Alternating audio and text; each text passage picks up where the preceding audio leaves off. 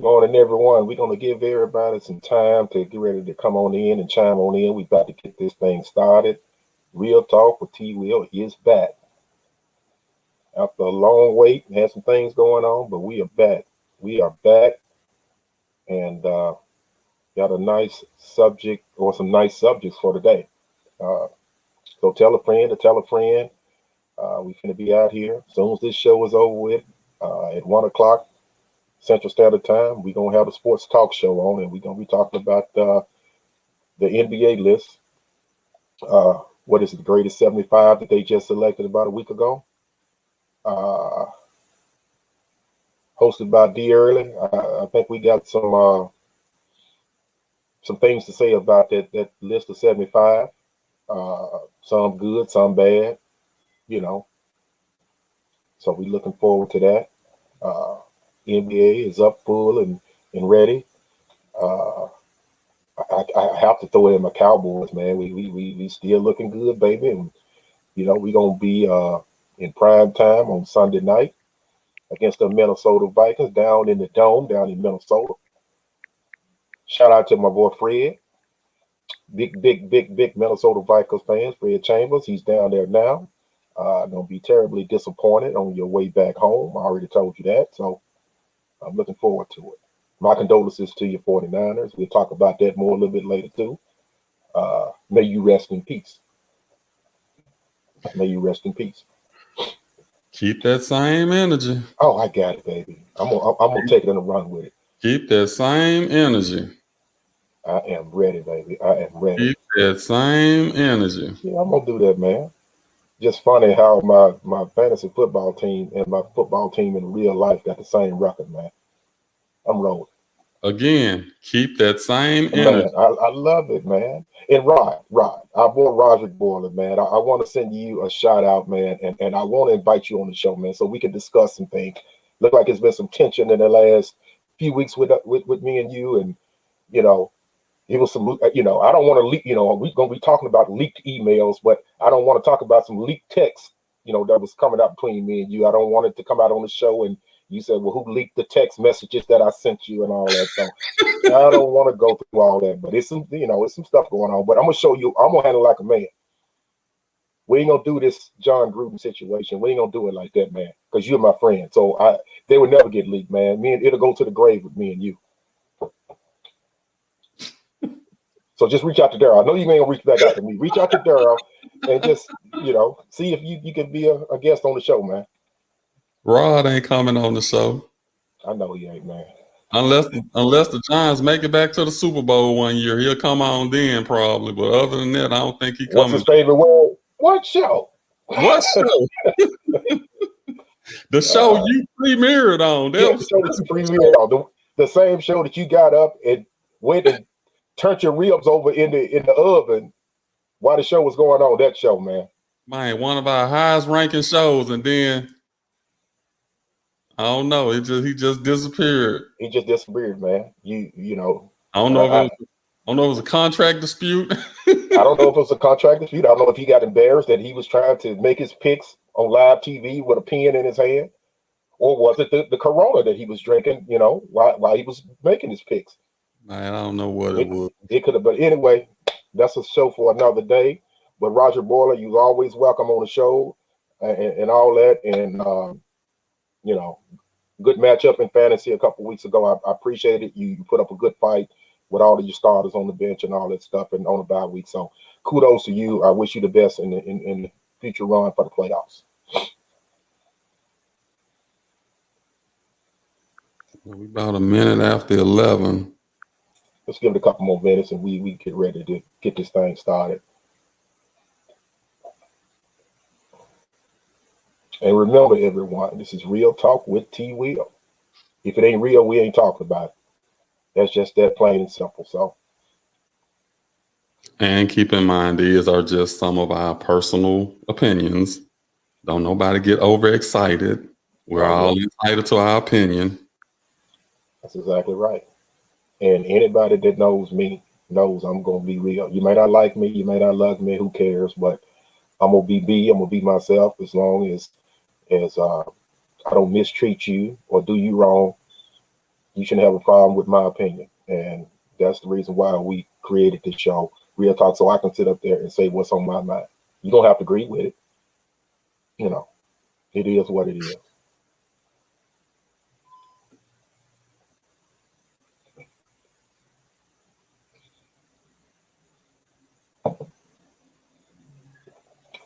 I'm ready, boy, like Rocky.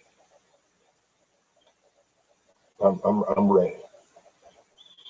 I'm ready for this show. I'm ready for the sports talk show. I want to. Oh, I'm sure you did your homework on that. I already know because you like to show out, and I'm sure you got all kind of props and all kind of videos and all kind of. You always try to one up me. That's why I try to let it come from here. You know, you've always been, you know, in high school, you're a person that did your homework and tried to one up everybody and wanted to get an A+ when they got an A. So that's always been you. You always want to do that. None of that. I just want to, and I don't like bragging and I don't like boasting. I don't like, you know, I like to celebrate after the fact, but my Atlanta Braves up 2-1. You know what? I'm actually pulling for you, Braves, man. You know, they my arch rival. I'm a Philadelphia Philly fan. If you didn't know, I'm the only Cowboy fan that the favorite NBA basketball team, even though I'm a homer, I love my Memphis Grizzlies, but I've always been favorite player of all time has always been Dr. J and Charles Barkley and Allen Iverson. Those three have been and Charles Barkley is my all-time favorite. So anybody knows me knows I'm Philly down and down. It's strange to be a Philadelphia 76er, but a Dallas Cowboy, but that's who I am. That's who I roll with all my life. So you guys are in the division over there with the Phillies, and we couldn't do it. You guys took care of us. So guess what? I ain't no hater. I'm rooting for you in our division. You in the NL East. So I'm pulling for you guys to pull it off. You guys got some good young talent out there, man. Some good young studs, man, and I'm pulling for you. You know, Houston, you know, I know how they is. Dangerous team, boy. It ain't, I said, it ain't over till it's over with them. Very dangerous. All right, enough about that, man. Look, let's get this thing started. Let's go. Rise up, we gotta rise up. They want us to learn, so they tryna divide us. They edit these Bibles, yeah. Hey, wise up, we gotta wise up. 300 years, but they tryna rewind us. They tryna remind us, yeah. Look, they controlling the weather and hurricanes. They only know colors, don't know our names. So if you got dreads and naps in your head, they gon' think me and you are the same. Now in America, it get real. Colored Americans getting killed. They want us dead, our knees in the dirt, so we just take a knee upon the field. Yeah, they want us dead, put guns to our head, we put up our hands, they fill us with lead. Putting us under, we can't take a stand. You wear sagging pants, the nigga you damned. Hit a nice car, then you ain't getting far. They kill us on cameras and still don't get charged. Don't declare what they pulling our cars and spreading our bloods and making it art. You ain't protecting us, you ain't respecting us. Now the white kids don't even mess with us. They just gonna beat us down like we wrestlers, then they can shoot and say we resisting them. What we gon' do? Now what they gon' do? Send me to jail cause I'm telling the truth. Taking our family tree by the root. Now the government just thinking it's cool. I'm mad now. I'm out my bag now. Police keep putting us into the ground now. I guess they allowed now. My family need me, so I can't get popped by a cop. I might have to clutch on the op. I might have to bust at the cops. The government let them. Man, you got me rolling this morning. I'm over here, man, bumping with my coffee, man, and you know, my little theme song, man. I feel like the guy on Shaft, man. I feel like I'm ready. I'm ready, man. What's going on? What's going on, everybody? This is Real Talk with T. Will. I'm your guy, your host, T. Will. I got my co-host over there, D. Earl over here. Hey, man, I am happy to be back. We've been off about, what, a month or two? It seemed longer than that with the Real Talk. We've been. Oh, man. This is a show, man, that we sit up there and thought about it and created. And we thought about, you know, we feel like real is going to recognize real. And we just thought about what can we do or what can we come up with that we can put out where we can just be ourselves. You know, we can just be ourselves. Everybody's entitled to their opinions. Don't ask you to agree, to disagree. You know, we're all different. We all human. We all different. We think different. Just the way it is. So when we came up with this right here, man, this is one of the greatest things that was ever thought of. Who came up with the idea? Was it you or me? Was it a combination of both? I forgot. I don't want to take credit for it if you did and you get behind the scenes and it's some leaked emails or leaked text that you text people and said, hey man, T Will said on the show he came up with it, but it was really me. So I don't want to have no leaked information coming out. So it was a collaboration because we was getting into a lot of stuff on the sports talk show. So we was like, man, that's really separate from sports, but it was kind of a collaboration thing. We just kind of came up with all the other shows just to give everybody their own platform. So the concept was probably yours though, but yeah, you can. Okay, that's what I just want to say. Well, we came up with this, and I'm really glad that we did. We've been dealing with a lot of stuff with our Treadwell alumni and different personal issues. That's the reason why we've had the show not coming on for a short period of time. But nevertheless, we're back. We're back. And again, it's Real Talk with T Will. And guess what? We ain't talking about it if it ain't real. That's just plain and simple. Ain't no fairy tales here. Ain't none of that. We talking about real deal stuff.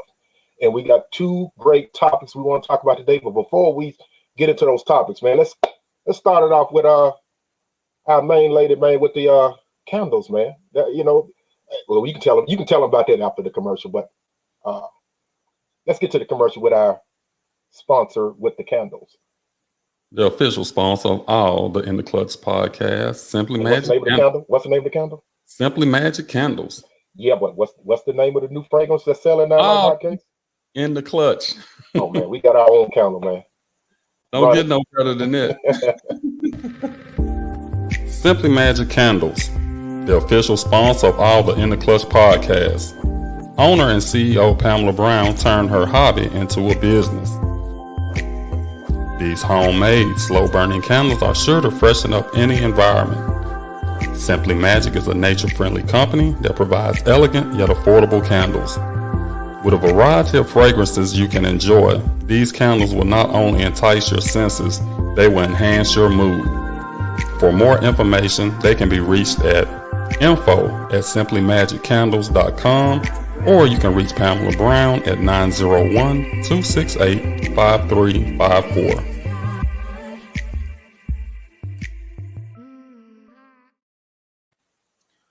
Again, Simply Magic Candles, the official sponsor of all the In the Clutch podcasts. Pamela Brown, she can be reached at 901-268-5354. And just like the commercial says, she has a variety of candles, but currently the best-selling candle is the In the Clutch candle. It's a great fragrance, so if you guys get a chance to check it out, please do. Shout out to Pam and her husband Jermaine. They're doing a great job promoting their business, and we're glad that we're into a partnership with them. Oh yeah, that's great. And to piggyback off what Daryl said, love the candles. Shout out to my beautiful wife. She came up last night in the man cave and made me a little dinner, and she wanted to have like a little romantic feel. So you know what? She grabbed one of those candles and she lit it. And you know what? We were sitting up there watching a little TV, and she kept saying, "This candle smells good. I can smell this candle. Can you?" I wanted to say, "You late, baby." I've been like this kind of. I've been smelling it. It's just you decided to do it for the first time, but she loves it. And the fragrances, I don't know what kind of ingredients or what kind of special stuff you be doing out there with it, Pam, but whatever you do, keep it up. In the Clutch, we appreciate you. That's all I can say about that. So let's jump on in there. Now, got two topics that we wanted to discuss today. First of all, we want to talk about the Jon Gruden situation.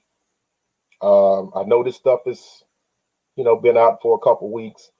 We talked about it or alluded a little to it on our sports talk show last week. But I wanted to let the dust settle, so to speak. Let the emotions run down and let's just do some serious research and see what's been happened since it first came out. Get all of the details, everything what's going on, and then let's talk about it in a nice, calm fashion. And we're gonna talk about a lot of different things. For those that don't know what the actual scandal was about, who was it about, why was it said, and where do we go from here? So we want to sit up there and talk about and dive down and peel some of these layers out about all of that with the Jon Gruden situation. And a little bit later on in the show, we're going to talk about the black farmers, the issues that they have going out with the John Deere Corporation. Yeah, ongoing. The ongoing situation with the black farmers, of America, and the John Deere situation. And then we're going to finish something out. And, I don't really, I know this is supposed to be, I'm hosting this show and I'm supposed to know about everything, but this guy over here to my left, I guess because he's been bragging and showing me what he's been making over the last week or so in these investments, so to speak. I'm not big on investments, and I'll tell you why a little bit later in the show. But we're going to be talking about some stock tips and different things like that, and ways you can sit up there and invest some of your money and get your rewards at a later date. So we'll talk a little bit about that later in the show. But the biggest thing, like I said, is the Jon Gruden situation. And for those that's been living up on a rock for the last couple of weeks, we all know what happened with the Jon Gruden situation.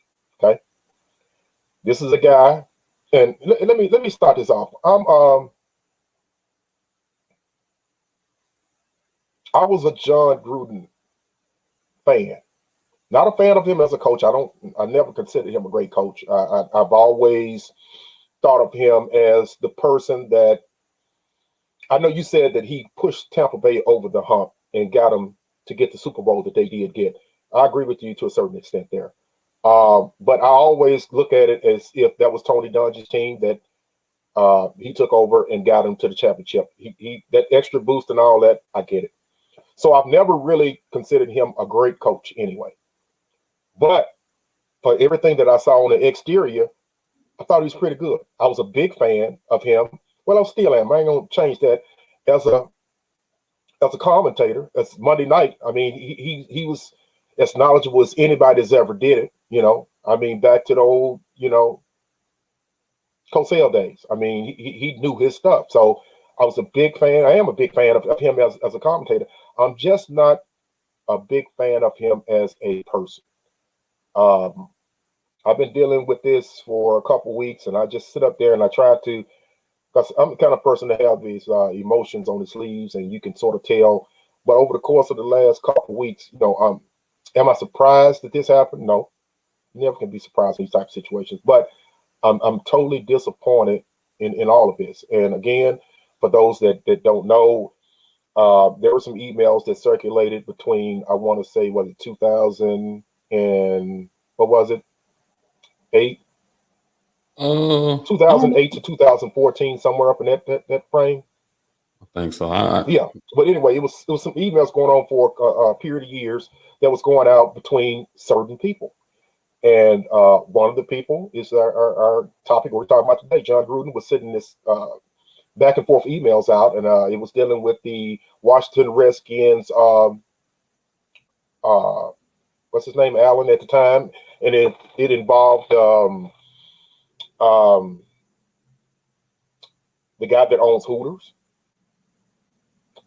It involved a couple more big wigs, but there was a lot of emails going back and forth. And what Jon Gruden was pretty much was sending out, man, was things dealing with a lot of things, racism.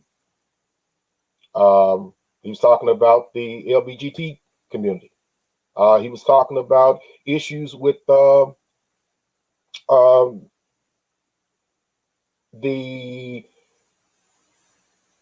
I'm trying to figure out how to word this without, I don't want to get too political. But he was sitting up there and he was talking about the help me with this, man, because I don't want to say I know I said we could real talk, we talk about anything, but it's certain things that I don't want to say the wrong. Yeah, we don't want to touch off the wrong firestorm here, but I mean, basically what he was saying was some misogynistic stuff. He was saying that women shouldn't be referees, gays shouldn't be allowed to be in the NFL, just particular stuff like that. Those were the main things I think that probably pushed him getting pushed out of the league more so than the comments he made about DeMaurice Smith, saying that, his lips look like some Michelin tires and stuff like that. I don't think that got him kicked out. I think when you start, I mean, it's some women that probably know more about football than some men. Yeah. So to say that they don't deserve to be referees, that's kind of, I mean, that's pushing it to me. That's like, that's like going backward from where we trying to get to as far as equal rights, equal pay, and all of that. So he touched a lot of people the wrong way with some of those comments. Yep. And he had a problem with some of the guys that were making stands about, the kneeling aspect of it. Yeah, I think his biggest problem with Roger Goodell, and I think that's why I wanted to. It's a reason why I wanted to keep that as the last thing. You're right. There were back and forth pictures that were going on of topless cheerleaders or dancers, where they had the bottoms on, but they were topless. But the whole thing about that situation was, how did he even get those pictures? How did he get them? And no, that ain't the question. The question is, why did the Washington football team even have topless pictures of the cheerleaders anyway? Well, hey, money talks, D. I refuse to believe that in this situation that there were guns put to these young ladies' head and said, "Hey, you're going to do this topless," and you're going to. I refuse to believe that. So I'm not going to put that on them. No, but something. No, wait a minute now. Some of those women, I'm sure they're girlfriends, wives, daughters. So I don't. I mean, so I know. You're saying they were coerced into to that? No, what I'm saying, I'm saying it's odd. You might could get one or two to volunteer to do something like that. You might have some young free spirit women that don't mind exposing their breast or whatever. But as a whole, the whole entire team decided, okay, this was a good idea for us to do this. I mean, what kind of pressure are you putting on them? Or, I mean, okay, I get that. I get. Okay, you're right. Okay, I didn't look at it. I didn't look at it in that aspect of it as a whole. I thought, me thinking it was just a few individuals. I didn't know it was the whole freaking team that was topless. It was a photo shoot, and I remember reading about it a while ago. So if I'm wrong, I apologize. But I think it was a photo shoot, and somewhere along the line, it was like, okay, take your tops off. So I don't know how anybody thought that was a good idea, unless somebody really got into the moment and was like, "Hey, this is a good idea," or "Hey, let's do it." And I know, you get pressure from, maybe I mean, I can't see management doing that, but I mean, you get pressure from photographers who looking for a specific thing. You get pressure from, this will be great. But I don't know. Yeah, I would like to get into the details of that, but yeah, and I'm sorry, y'all. We jumped a little bit, so I want to go back. I want to go back to what I was saying about Gruden. When I said the emails was going out back and forth about all that stuff right there. Well, when the first email went out about the NFL players representative and his lips and all that, Michelin tires and all that, and Jon Gruden's rebuttal for that was that what he meant by the lips or anything like that was that he has loose lips, and when he said the size of the lips, he was saying that the person was lying. He said that's what he refers to people that lie. They have big loose lips, which that's a bunch of BS, but that's what he said. So anyway, that comes out. It alarmed a few people, but not to the extreme that this guy would sit up there and lose his job. So what happened was he did that, and he came out and he knew he had a problem with his team. He was just leading the team. I think this was like that Thursday or Wednesday before the Sunday's game. So he addressed his team and addressed the world, saying pretty much, "Hey, that was a one-time thing. It was stupid for me to say. I shouldn't have said it, but that's not who I am. That's not my character. It was a one-time thing." Okay. They thinking, hey, that'll flow. He told the team's getting ready for the game. Well, They have and play the game on the Sunday. And guess what? We get ready to watch the Sunday night football game. No, that was Monday night. The Monday night football game. And guess what? We get breaking news. Breaking news. Saying that additional emails and stuff were leaked and came out. And I mean, it just went wild. To the point where I think before the game was over with, Gruden was saying he's going to resign, or he had resigned, or he was out. I think that's what Adam Scheffler came on and said, that Gruden is out. So all this stuff came out. So whatever it was, what Gruden said initially, hey, it was just a one-time thing that happened. And then all of a sudden, look at the timing of it. On Monday Night Football, around halftime, they come out with this blockbuster. Look at the timing. You don't see any kind of coincidence to that? It's some funny stuff. This whole topic can be a drama, can be associated with a drama, a comedy, suspense. It can be considered all of them, because it's some layers behind this stuff that we're fixing to peel back, that it's not even funny. I don't think so. You don't think what? I don't think no layers gonna get peeled off, because it's too many high place position people that it's 65. How many emails? 650,000? 650,000 emails were leaked. So you're saying that's what we've seen is all we're going to see, is what you're saying? Pretty much. Okay. I mean, since that initial leak, what else have you heard? You ain't gave it time, Daryl. It ain't been about a week and a half. I mean, give it some time. Congress has got involved. They want to see what's going on. I ain't not going to come. Okay, I'm just saying, and like I said, you're entitled to your opinion, but I'm just thinking some more layers are going to be peeled off. And then also Gruden has come out and say, hey, he ain't got nothing else to lose. Gruden came out and sit up there and said, the truth will come out. And I'm thinking to myself, what does he mean, the truth? What does he mean the truth will come out? I thought the truth had come out. So that means to tell me, is it some more of the truth? So Jon Gruden pulled a Nino Brown. If I'm going down, yes, I'm bringing home. Yes. It ain't just about me. It's you know. It's bigger than me. It's bigger than me, and that's what Jon Gruden is saying. And I think there's some truth to it, whether it comes out or not. It ain't coming out there. Man, I don't know. I don't know. Okay, how many years ago? You said it was like 2013, 2014 when all these supposed emails and stuff came out, right? No, this was 2008 until 2014. This is over a six-year period of time. That's even worse, because now what you're saying is all this different conversation had been going on, and no out of 650,000 emails, nobody had a problem with the conversation that was going on within these emails. And that's what I'm alluding to. That's what I'm alluding to. But you know what? Good morning. What's going on, Miss Thomas? Good to see you. Glad you joined the show and all that. Hey, do we need to go take another commercial break, or are we okay?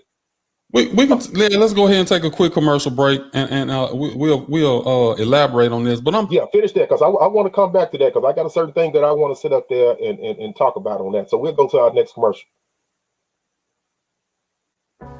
Tanya Covington Realtor, a multi-million-dollar producer in the Mid-South since October 2000. She is an accredited buyer's representative, a seller's representative specialist, and committed to excellence. Tanya assists her clients with budgeting, home repairs, and the loan process, all the way to closing. Tanya exemplifies integrity, energy, hard work, and creative service in every detail of her real estate transaction. She has built a successful career in real estate for over 19 years in the Mid-South.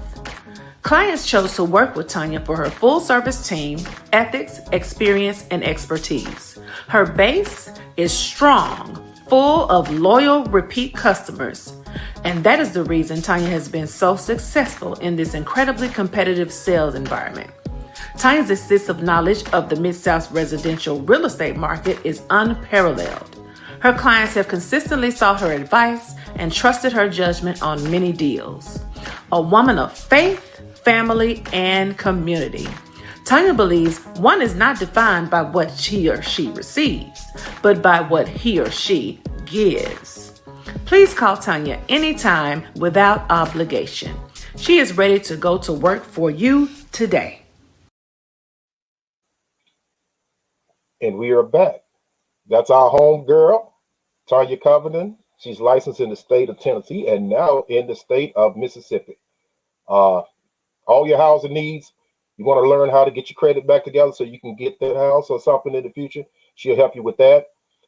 Tell a story on every show. She helped me and my wife get our beautiful home. She helped my brother get his, helped a ton, a lot of other people, man. She's passionate about what she does, and she's one of those people that is probably more happy for you than you are of yourself. So again, it's the homegirl, Tanya Covington, licensed in the state of Tennessee and Mississippi. Call her at 901-870-5337.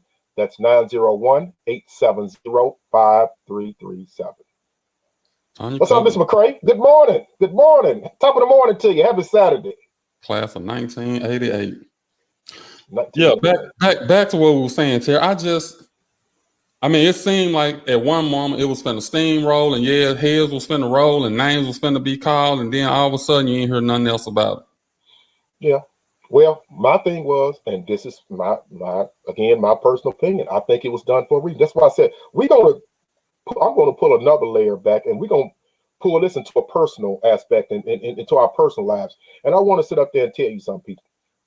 If these guys, number one, if these emails were been going on from 2008 to 2014, what made these people comfortable in sending emails to each other? What made them so comfortable in talking this type of stuff that they were talking? I mean, this type of hatred with each other. That's just like me and you sending text messages or sending emails to each other. We ain't never thinking it's gonna get out to nobody else. That's my point. But guess what? Me and you are friends. Won't nobody know about me and your texts and stuff. Won't nobody know about that. That's the point that I want to sit up there and bring and tell to the Facebook and YouTube world. Everybody that's watching this show today, you gotta watch the circle that you keep. You know what? It ain't even no. It ain't even a circle that you keep. That ain't okay. Let's look at this. Let's say me and you sending conversation back and forth on text message, instant messenger, all of that, right? Okay. Let's say something happened to you. They go in your phone for whatever reason. They need, you missing, but we find your phone somewhere.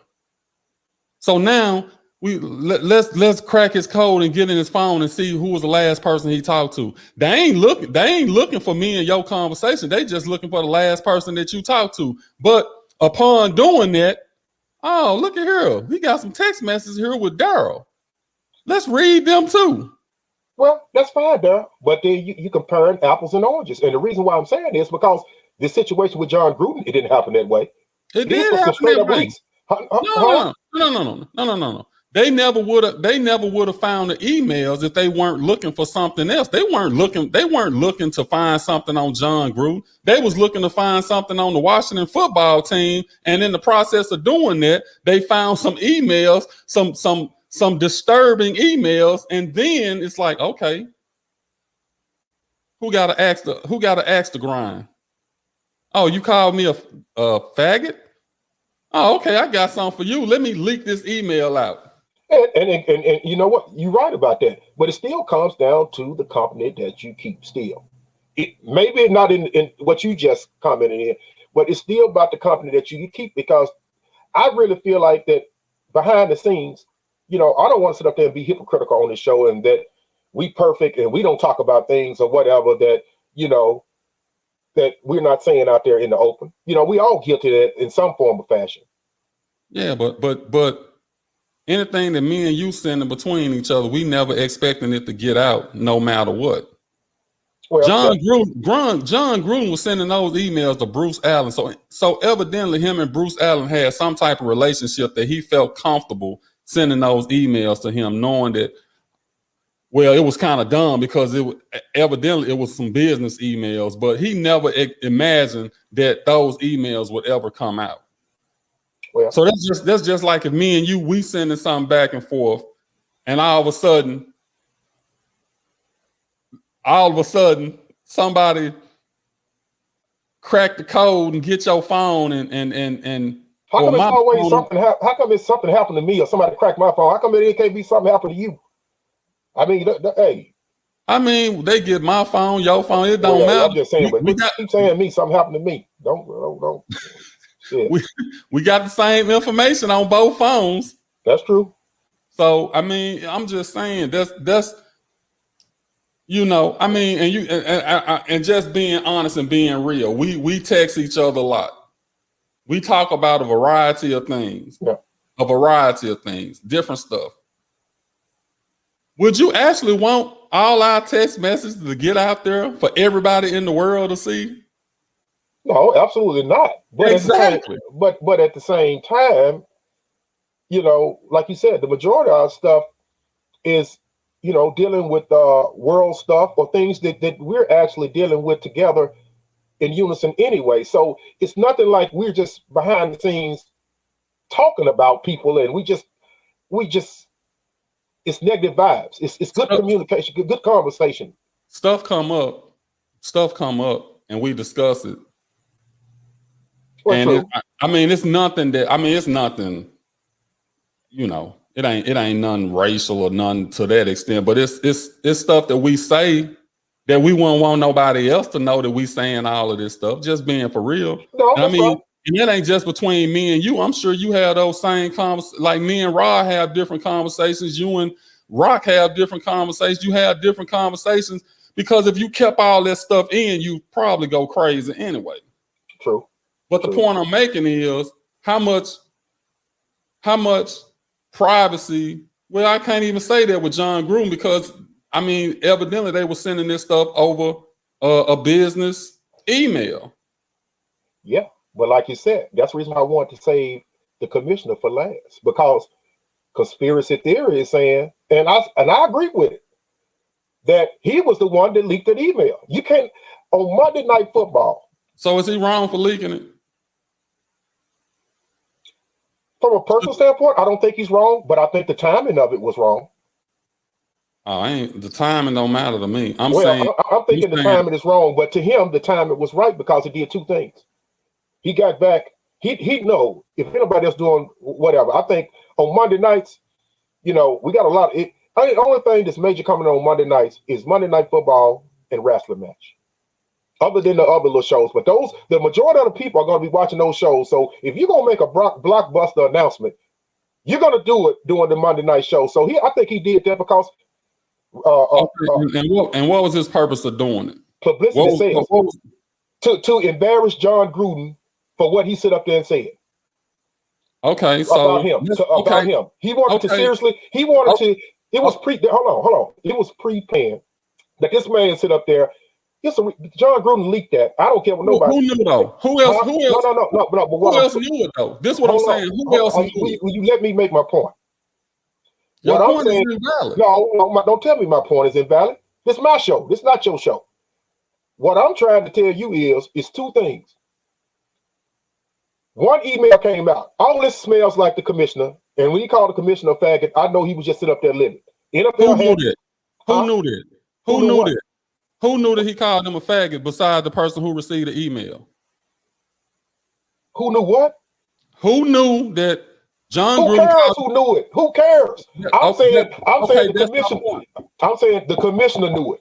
Okay, no, he didn't know. He didn't know it before he got. No, he did not know it beforehand. Okay, but I'm saying that's what I'm trying to say. Since it came out and that was done, I'm telling you that the commissioner leaked that stuff and had that stuff on Monday Night Football.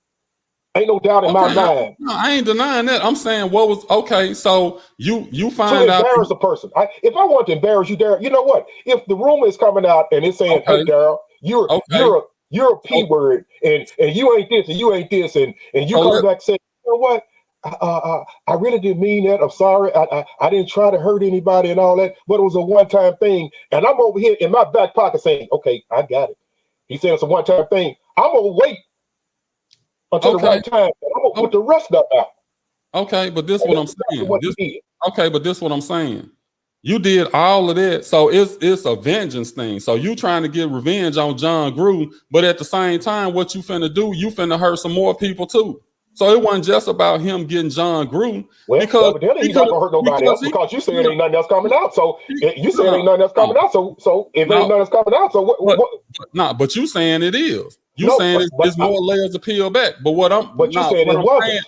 Now what I'm saying is, when you say I'm gonna put this out to hurt him, okay, you don't think it hurt Bruce Allen? You don't think people looking at Bruce Allen now and saying, "Damn, you let Jon Gruden send you those type of emails"? You don't think they looking at the Washington football team and saying, "Damn, y'all this." Well, they looking into them anyway. So they looking at them anyway. So they getting punished. Okay, so what's your point? But the point I'm saying is, he didn't have to expose nobody. He could have said, you know what, we got these emails. Jon Gruden, you need to resign, or some need to happen. So you need to go bye-bye.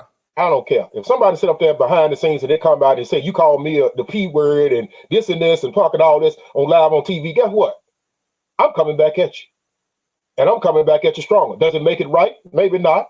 No, of course it's not right. No, it's not right. Maybe not right. Not right. But we all human. People react differently.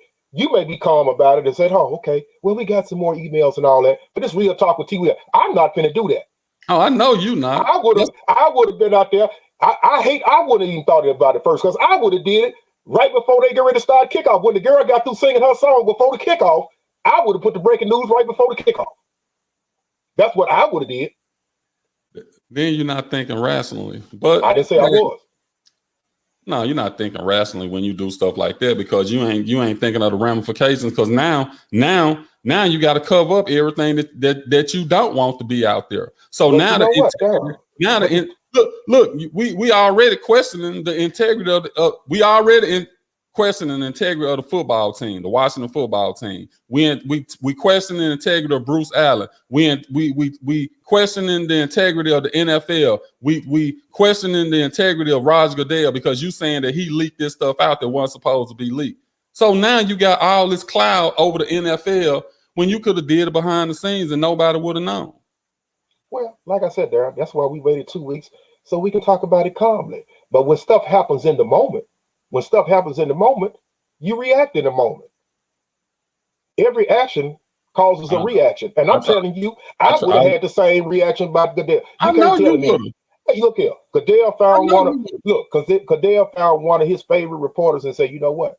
I'm going to make your career, sir. Or ma'am, whoever it may be. I'm going to make your career. I'm going to give you something that's going to change your life. And did it. And guess what? Goodell sitting over there, he's smiling. Trouble sells.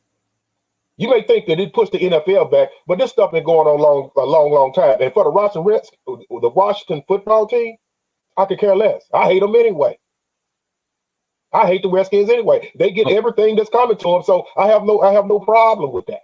So would you have a problem if you found out that Jerry Jones? You know what? Don't even let that come out of your mouth because look here. No. I'm just asking you a question. If you found out that Jerry Jones was involved with and was saying some of the same things that Jon Gruden was saying, how would you feel then? Well, you know what? I got an easy answer to that. I'm a fan. I'm a lover of the Dallas Cowboys. I don't have to be a fan and a lover of the Cowboys owner. Oh, okay. So I'm still gonna support my boys. Okay. Before Jerry was there. There was Hank Scram. There was others.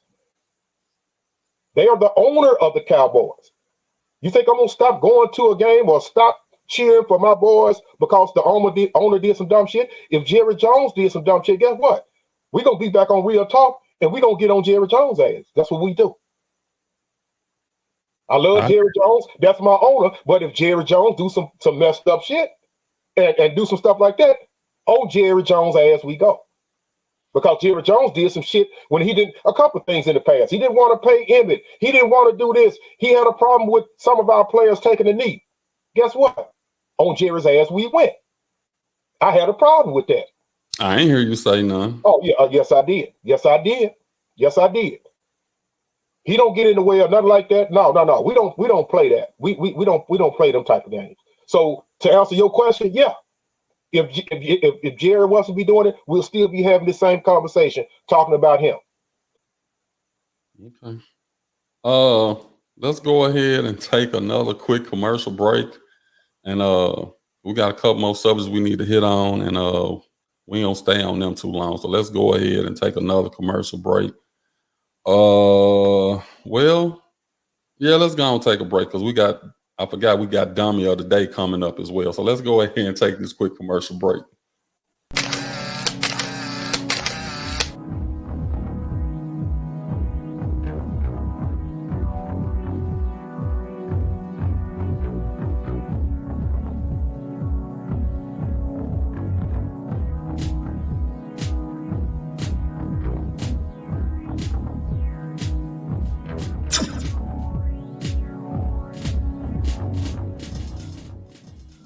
Hi, I'm Kennedy Marie of Faces by Ken Marie.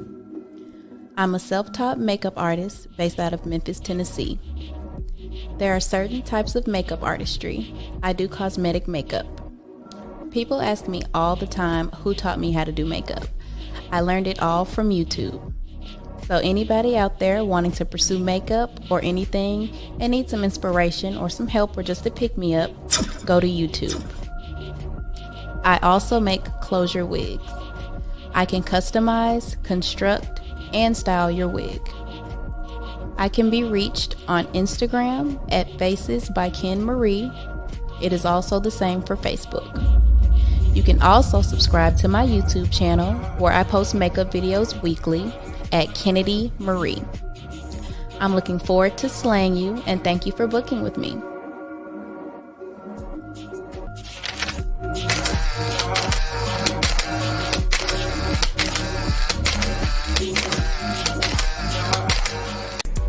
Remember, it's Faces by Ken Marie.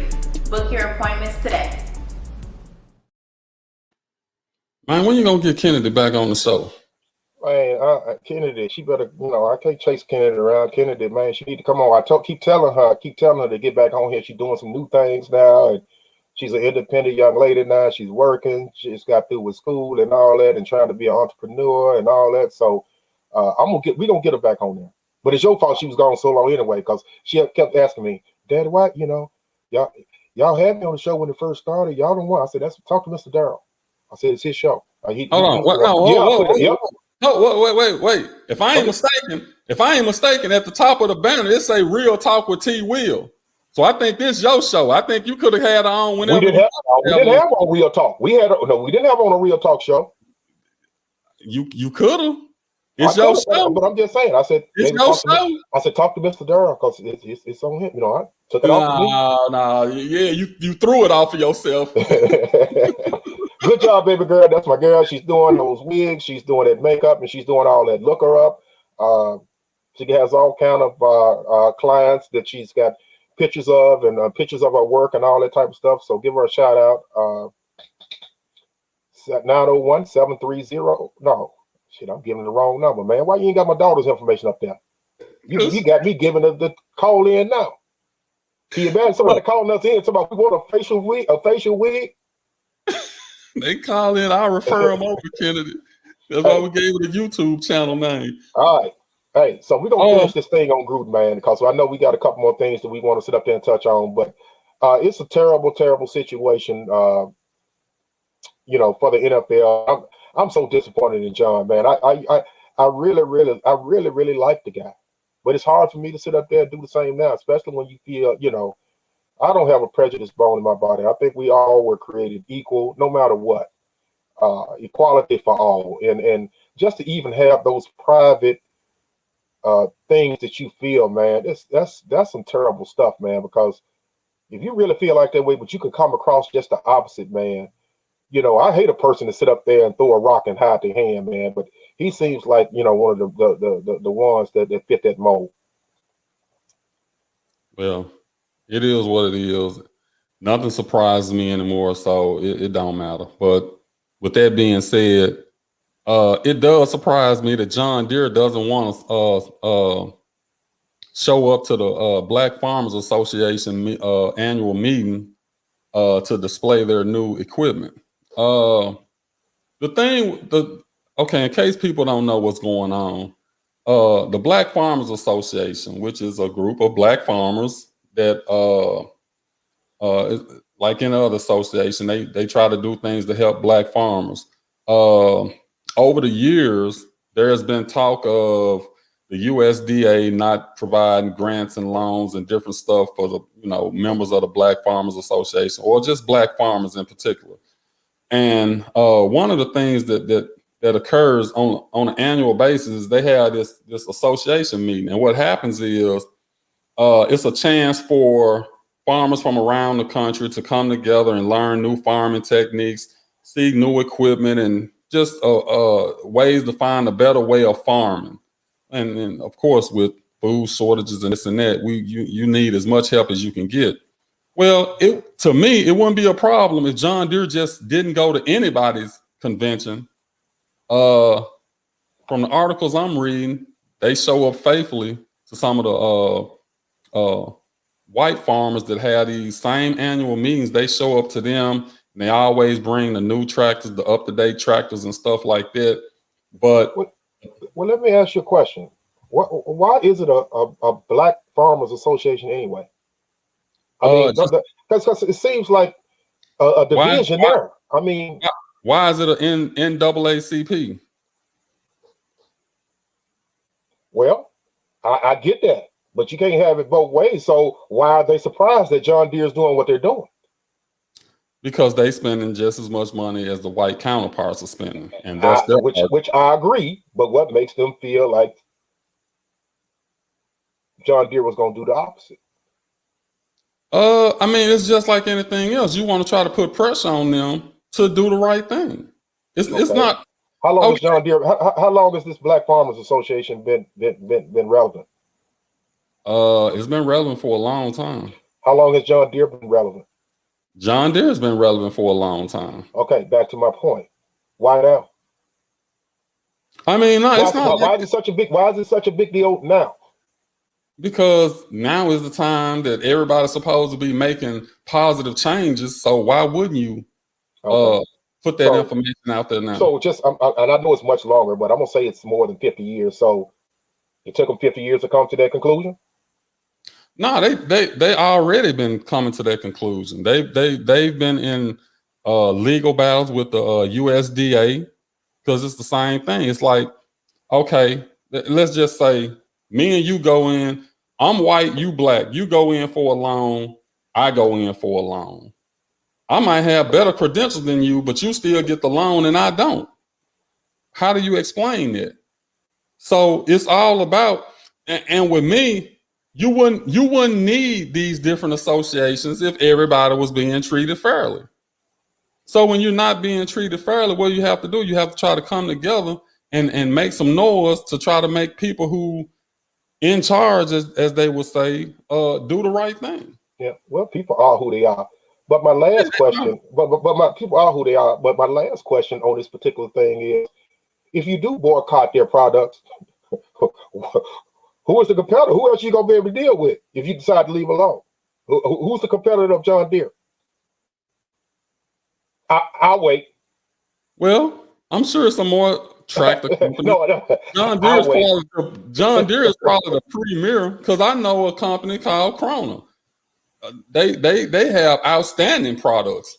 But if you got to get your parts, who you get them from? I recently found out that they get most of their parts from John Deere. Okay. So, okay. But that begs the question even more, to have equality in. I mean, it's like just with anything else. I want a fair playing field. It's just like when we talk about NFL. I don't care if a white coach or a Black coach get hired. I just think the best coach should get hired, whether they're Black or white. And it's the same thing if you're talking about farming, or if you're talking about any other businesses that gets money from the government.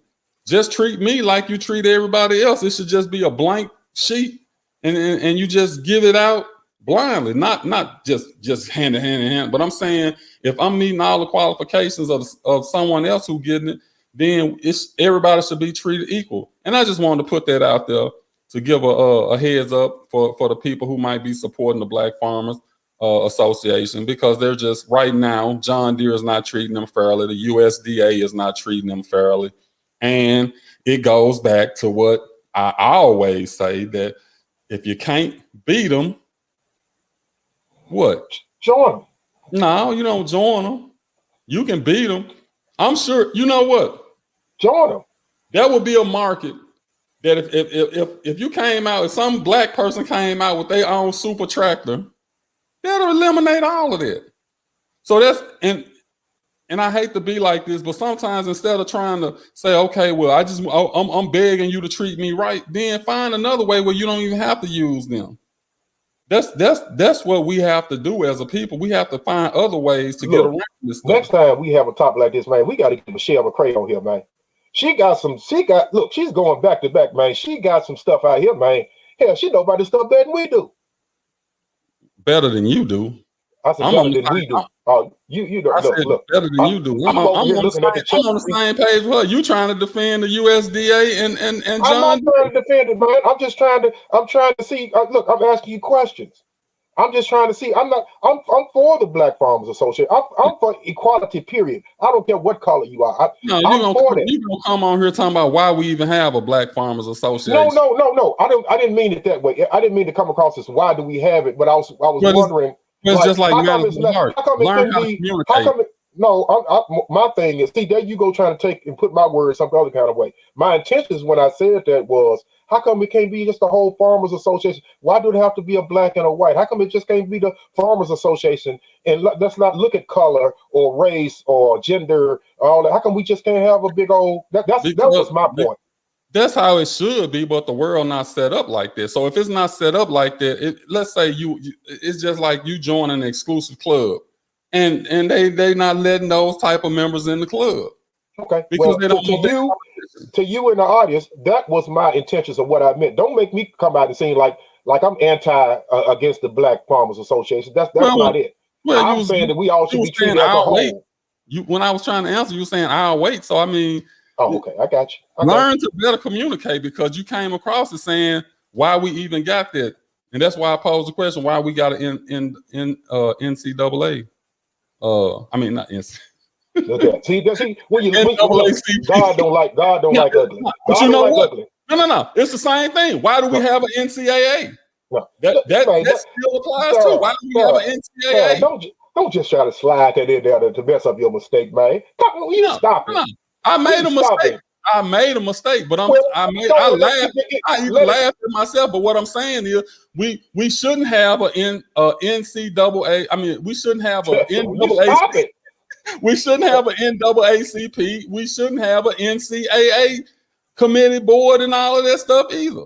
Well, all it is an in-between money-making machine. That's all it is. So my thing is, man, John Deere, the Black Farmers Association, y'all get together, get it right, do the right thing. That's all I can sit up there and say. Do the right thing. See, Michelle, right on the same page I'm in. They make it hard for the black farmers to get grants, equipment, and contracts, and that's where all their money come from. But I'm not gonna say if they were smarter, because I know they trying to figure some of this stuff out. But if they rely more on themselves, they probably could get around some stuff and make some stuff happen. That's where like we asking what can we do? Some black company need to come out with some tractors. All these billionaires, black billionaire entrepreneurs, why they ain't developing no new tractors? Why they ain't in that market? That's true. The Black Farmers Association would buy all their tractors. Now, when I hit big on this Shiba Inu, I might just start me a black tractor farm. And I'm going to call it what? Black Bunny or something. Anyway, let's get it together. I just wanted to put that out there. And now the last topic that I wanted to get on is because we almost out of time, and I ain't want to spend a lot of time on this anyway. So that pretty much worked out good anyway. And this one, I absolutely have no idea about this stuff. I just know. But you know what? What? You really do, but you do, but you don't. And you know, I'm gonna tell you how I know you know how cryptocurrency and digital currency work, but you ain't never thought about it from this perspective. And you know why I say that? Because you use Cash App all the time, right? Yep. Cash App ain't nothing but digital currency. It's the same thing. So now before we you want to get in there, you want to do dummy of the day. No, I'm gonna say dummy of the day last, cause dude right Okay, there, we'll stay there for last. he need to be on this separate platform. Okay. I don't know how many of you people out here, I just got started. I'm gonna be honest with you. But I don't know if y'all heard of cryptocurrency, Bitcoin and stuff like that. But all cryptocurrency is a digital currency in which transactions are verified and records maintained by a decentralized system using cryptography rather than by a centralized authority. And what Hey, they right, mean, hold on, for you, right? We look, right.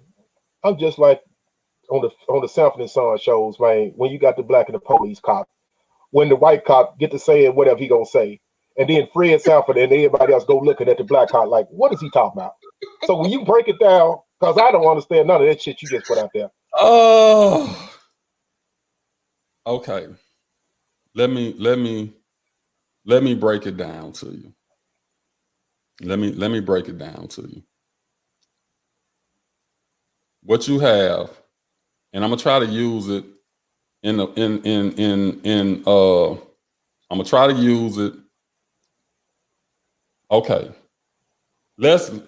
All this is Cash App. This all it is. Somebody requests some money from you, as you see here in number 1. Somebody requests some money, so that transaction is requested. Let's say somebody requests $50 from you. So now that transaction is created in number 2. Okay, then it's sent to all these different computers. It's the blockchain is like it's all these computers are like ledgers. You know what ledgers are, right? Yeah. I know you because you an accountant. So let's say I got a ledger, you got a ledger, Rock got a ledger, all these different people got a ledger. So we all verifying that you actually got this money or cryptocurrency down here at 4. We validating that you got enough money to send this. Okay. Ain't it always a fee connected with Cash App? Yep. Okay. So all these computers that's verifying this, it's a fee. That's called proof of work. Okay. And then once all this is verified, they get their money for verifying this. Then the block is added to a blockchain. And the blockchain, okay, then after that, the transaction is complete. So the $50 you requested, I send it to you. It go through all this process, and then at the end, it's deposited into your bank, right? Yep. Okay. Then what happens? Let's see which way I need to, no, wrong way. Okay, now you got a blockchain public ledger. Here's the difference. When you put your money in the bank, all you know is you got a certain amount of money in the bank. You don't know if the bank using your money. Well, we know they do, but all we know is the money in the bank, and we don't know what's happening with it. In cryptocurrency, in the crypto world, and I ain't. Wait a minute. Let me put my little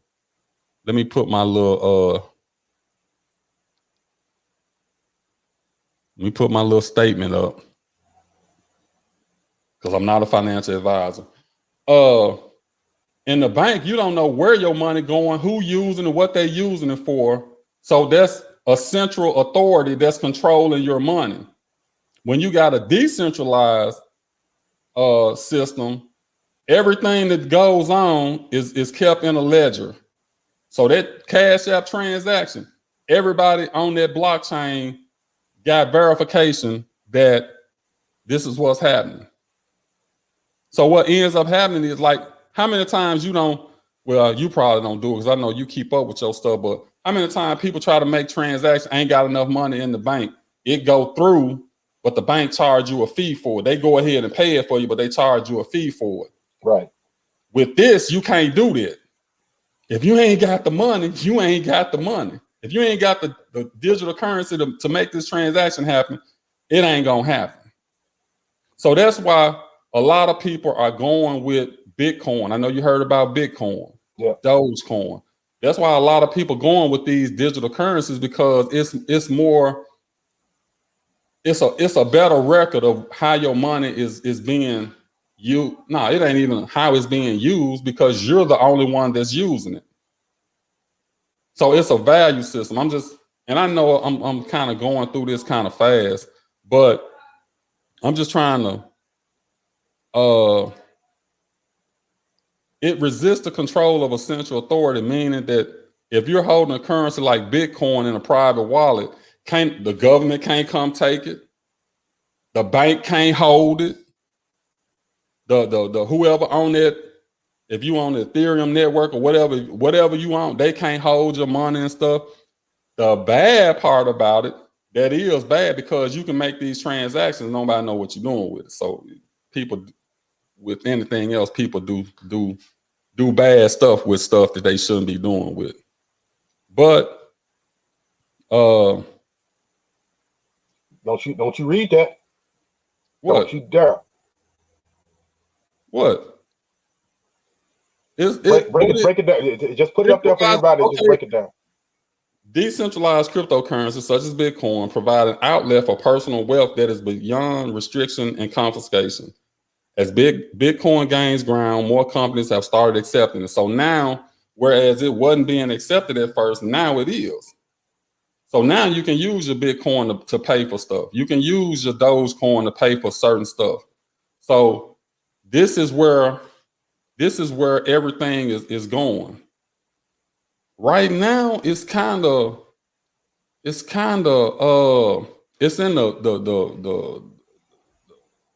the beginning stages. Even though it's been around since 2008, 2009, it's just coming into play where people are feeling. It's not just people; it's countries, different banks, not banks, but different outlet stores and stuff. They're able to accept this money, which is really, it's if you think about how money is now, money ain't real anyway, if you think about it. Because most of the time we paying with a debit card or a credit card or something anyway. True. I get it. I ain't just been I ain't gonna say I ain't been a fan. I need to dig down and understand it more. You know, my brother does this stuff big time, and he got me to putting something into, I think something I was showing you or whatever, but I invested $800 in it. Man, in 3 weeks, man, I had lost 550 of that, man. I'm like, I told my brother, thank you for nothing. You know what I mean? I look, you know, when I went out there and saw my account with them folks and took $600 of my money. Man, it's and I wanted to take it out. Don't take it out. But I want to say you ain't getting it all. I said I thought it was an investment. 2 weeks later, you telling me you took 75% of my money. But you know what? If you would have left it in, you probably would have. I left it. I ain't touched it. I said I wanted to take it out. Oh, you didn't? Oh, well, you good then? Because when it go back up, shit. What if they get down to $1? I mean, what I'm gonna do? Just tell them to get into goddamn it, council research. Like what I'm gonna do? I ain't getting nothing out of it. It's a long term. But again, I know it's a long term. I'm one of those get rich quick type of people. And my brother told me it's not like that. But at the same time, I wasn't expecting for it to drop the way that it did. And the bad part about it is I bought it, for example, I think I bought it in like 17 cents when I bought it in. Okay. When I bought it in and spent $800, guess what? The stocks dropped all the way down. Now it's 3 cents. So if I would have waited 3 weeks, I could have put my $800 at 3 cents a piece. So I'm hot. I'm living. Well, you know what? That's just, I mean, that's just like in stock market. You know, you have to do your research and you have to get into the right ones. You have to look at, you know, what's the utilities? Is this company going somewhere? That's just like if I would have told you 20 years ago, hey man, you need to get in on Apple, you need to get on Amazon or whatever. It was like, Amazon, what is that? You wouldn't have got in on it, but if you would have, the people who get in early are the ones that benefit the most. That's just how it is.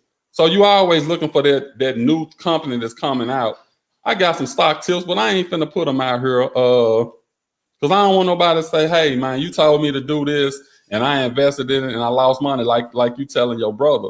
But I'm gonna just say this. I put in on a stock. And just like you, as soon as I put in, probably a week and a half later, the whole crypto market went down. So the money I had went down probably 60%. And I was like, oh my goodness, I made a mistake. I shouldn't have did it. I knew I shouldn't have did it. But at that point, I was like, you know what? Because they tell you, don't invest more than you willing to, don't risk more than you willing to lose. So the amount that I put in, it was actually a little bit more than I was willing to lose. But at that point, I was like, hey, I'm in. And hey, if it do something, I'm good. If it don't, oh well, I tried. Because I missed out on Bitcoin. You know, one Bitcoin is worth 62,000 right now. Oh, okay. One Bitcoin is worth 62,000. I could have got it. I could have got it back in 2009 when I was trying to start investing and getting into stocks and all of that. But I was like, what is digital currency? What is this? I have no idea what this is. I don't even understand this. And it was like maybe 10 cents a share. So I could have got 10 shares for $1. So you got an answer to Michelle's question? Do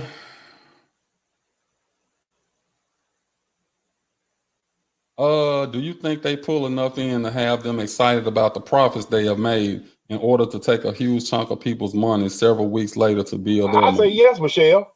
And they took mine quick. They took mine quick. You know what? And this is how somebody explained it to me. And I don't want to explain it like this because then people think it's a game. But you got to think about when you investing in a company, you putting your money in, everybody putting their money in, and all that money sitting on the table. Somebody gonna take it. You just have to, in a way, you just have to make sure you get your piece of the pie. And then it comes down to if it's a solid company, like Amazon, if you put in on Amazon now, you ain't worried about nothing. If you put in on Nike, Coca-Cola, all of those big companies that we all know about, you ain't really got too much to worry about. The only thing is their growth is so much now. They're at a point now where it's just so much, it's only so much higher that they can go. So the amount of profit that you can make is limited. It's when you get in on these, like I'm in on a stock now that's less than a penny. It's a cryptocurrency. It's less than a penny. So you can buy a whole bunch of shares for a little bit of money. And you hoping that it go up. Just like Dogecoin. Dogecoin started off, I don't know how much, the initial thing was. It might have been less than a penny also. But then it eventually got up to 73 cents. So the people who put in early made a lot of money. And I'm gonna be honest with you, it's scary because but that's why they tell you don't put in more than you willing to lose. Because the reality of it is you can lose. I got some in the herbal market too. It ain't doing too good right now, but I'm still holding on to it. I'm dipping everywhere, Michelle. I'm dipping everywhere. But this one cryptocurrency I got, Terry, don't tell them how much, but is it looking good? It's looking damn good. And that's why I said, I told him he send me that shit every day, man. Look, I'm trying to get you in now. No, just encourage me. Don't sit up there and with no smiling faces, goddamn it, and show me your shit every goddamn it 15, 20 minutes, and it's the grew greatly and mine constantly shrinking. So who wants to have conversations about shit like that? Hey, help me. If that ain't encouraging you, I don't know you encourage me. Say, hey man, quit taking and spending $60 in your football picks there. We can just put $30 in this. You don't tell them about it. I said, what you said is how you said it, man. God damn it, you're spending $60 on your shit, man. And then he turned around 15 minutes later, he'll send me the shit in. His shit went up to some more money. I'm like, man, hey, look, I put the phone down and man, shit, man. I don't want to. But I did say congratulations, good luck. But I was like, but see, here go the thing. Like, and best case scenario, let's say it shoot up and bam, boom, and whatever. I'm hoping it do, and it's a chance that it won't. I'm hoping it do, but it's a chance that it won't. But let's just say it do. How would you feel if I made all this money and I never told you about it? How would you feel if it got up to a certain point where you couldn't even afford to buy in? And I'm telling you, hey, man, I've been in it since 2021. How would you feel? So that's why I told all my friends, everybody on my whatever you want to call it, my text message and stuff. I did all of that. Yeah. I told everybody, and I told everybody the same thing. Do your due diligence. Don't just go by what I'm saying. Do your research. Don't put more money in it than you willing to lose. I wouldn't go out there and tell them about putting no $2,000 or $3,000 on it, because why? If you can afford to lose $2,000 or $3,000, then hey, go for it. But it ain't gonna hurt you. It ain't gonna hurt you to put $100, $200 on it and let it roll, let it ride. So if anybody want to know what that crypto is, just hit me on my inbox. Yeah, it has nothing to do with Real Talk with T. Will Promotions. Hold on, let me put my banner back up. I keep forgetting to put my banner up. Yo. This is not financial advice, and it's strictly for entertainment purposes only. And you know what? That was some good stuff though. That's something that I need to really start paying more attention to and doing some research on and all that. So I appreciate that training session that you gave us and all that, and we'll definitely can talk about that on some future shows, because I'm definitely into it. And if you are the same way, tune in. I really wish we could get some people on here that's more experienced, that could really explain it to you a little bit better than I did, because I'm new to it. I kind of understand, but I know it's still some stuff that I need to there's still some stuff that I probably need to tighten up on. But I just want everybody to get into it and do their own due diligence and do their own research, and hopefully we all can become millionaires. Hey man, I know we got to get out of here because we got a sports talk show coming on at 1 o'clock Central Standard Time and all that. So we got to get out of here. Before we get out of here, we can't end the show without doing my favorite segment, and that is the dummy of the day. And let me start. You forgot to say it. Huh? You forgot to say it. Dummy. You big dummy. You big. Where's my logo at? Where's Fred Sanford at? I couldn't get it. My bad. Yeah, I couldn't get it. Come on, man. You don't do my show like that. You always have Fred Sanford, man. You can't say you big dummy for these folks. They need to know who that is. But anyway, usually at this time of the show, he'll have a picture up there with Fred Sanford looking at you while I say you big dummy. So, gives you a little bit of extra to it. But anyway, we ain't been on the air for, like I said, a couple of months dealing with Real Talk. And there's been a lot of dummies in that little period of time. But we had something that just happened, I want to say yesterday, day before yesterday. I don't know when it happened. I saw it. Whatever it is, I saw it yesterday then. So put this clip up. This guy that works from Amazon, this is going viral. This show, it's going viral. I mean, this thing is the hottest thing out there on the internet. You see this young lady getting out the Amazon truck, and he up there peeking at her. Rewind that. Show that one more time. You see this young lady getting out this car. I'm not sure if she's a lady of the night, his wife, girlfriend, somebody who came to pick up her package directly. Who knows? That's a good excuse right there, though. Yeah, that's the only thing he'll be able to use. But you see this young lady just getting out of the car. This is going viral. So somebody was at the right place at the right time and took this picture. Naturally, he got fired. Hey, he a gentleman though. He opened the door for her. He did. He did. He's the nice dummy of the day. Okay, so he actually did that, and naturally, you guys know he got fired. He got fired. He lost his job. But what I got a problem with, and I'm gonna call him the dummy of the day. But at the same time, I'm thinking back to Amazon, and I'm going to give Amazon a call. Do you know I am an Amazon Prime member, which means that every time I place an order, I'm supposed to get my stuff in 2 days. I'm supposed to get my stuff in 2 days. You know how many times, and I order a lot of stuff. They stay at my house all the time. They should know me. They should know me by heart. But anyway, that's money you could be investing into some cryptocurrency.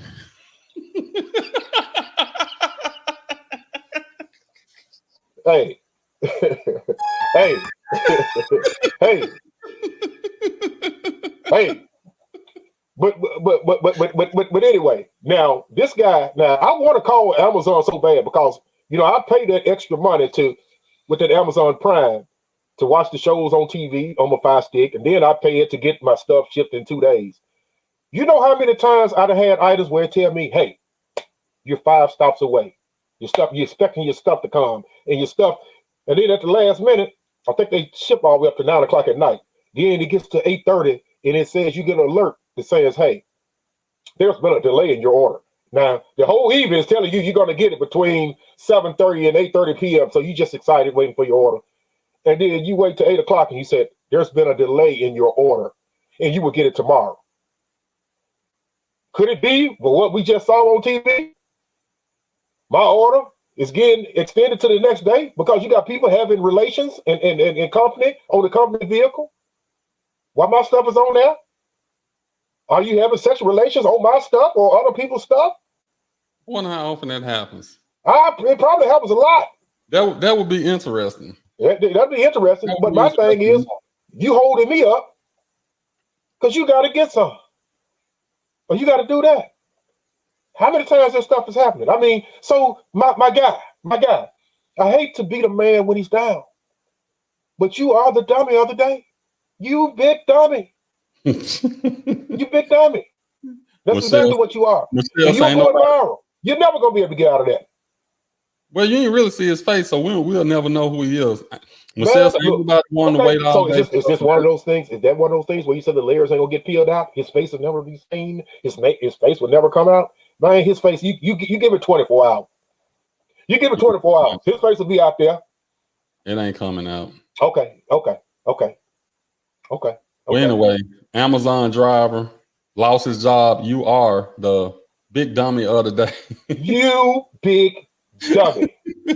And next time, I promise you, when we go to do this next time, I'll get on Daryl and I'll reprimand him or do whatever, or I'll find another technician or whatever. But we will have Fred Sanford's picture back up there. I'm sorry for that and all that. But when it comes down to his crypto stuff, he got all kind of charts and pie charts and all that type of stuff. But when it comes down to this, is Real Talk with T. Will. This is not the early show. But you see, his stuff was nice. And he said, "Hold up, y'all. Let me show you something." He didn't come up with captions. This is just for entertainment purposes only. He didn't come up with all that. He come up with charts. He's come up with these big words. He found time to do that. But something that's near and dear to me, my dummy of the day, what my friend said, I couldn't find it. Well, at least it ain't like I didn't look for it. I mean, you just said we've been off the show for what? 2 or 3 months. So hey, I mean, it's taking a while. That's quite all right. We ain't gonna worry about it. I ain't gonna hold it against you, man. I'll have it next time. I guarantee you that. Okay, you hear him, ladies and gentlemen? He gonna guarantee you gonna have next time. But anyway, we got a sports show to talk about. I'm trying to get ready and pumped into that. We had a great show. I enjoyed you. Share, tell a friend to tell another friend. Let's subscribe. Let's like. Let's share, and all that. And go ahead and tell your friends right now. For those sports fans out there, we're finna ready to have a sports show that's coming on at 1 o'clock Central Standard Time. And y'all will be happy to know. And y'all will be happy to know that we're not talking about the Cowboys. So tune in. All right. Well, I'll let him get that in. But thank you for another session of Real Talk with T. Will. We ain't talking about it unless it's real. So we enjoyed you. We thank you. And we'll talk to you the next time. We'll talk to y'all in about 40 minutes on the Sports Talk Show.